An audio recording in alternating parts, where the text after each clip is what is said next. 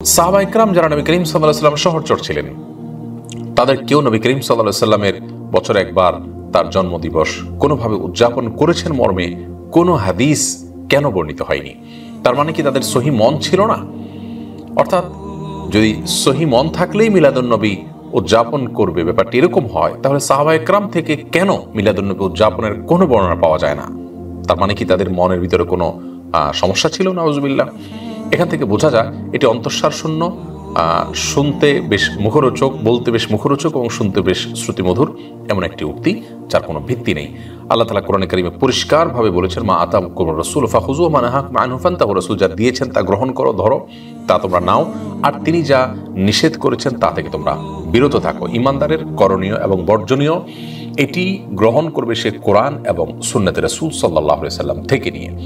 মন থেকে যদি গ্রহণ করা যায় তাহলে সেক্ষেত্রে মনচাহি জিন্দিগিতে করাই যাবে, যা খুশি তা করাই যাবে। তারপর আমাদের যে সমস্ত ভাইরা মিলাদুন্নবী উদযাপন করে থাকেন নবী করিম সাল্লাল্লাহু আলাইহি সাল্লামের ভালোবাসায়, আমরা তাদেরকে বিনয়ের সাথে বলবো, আসুন সুন্নাহর অনুসরণ করি, কোরআনের নির্দেশনা অনুসরণ করি, তাহলে ইনশাআল্লাহ আমাদের কল্যাণ সেখানে আমরা খুঁজে পাবো। আল্লাহ তাআলা আমাদেরকে বোঝার তৌফিক দান করুন।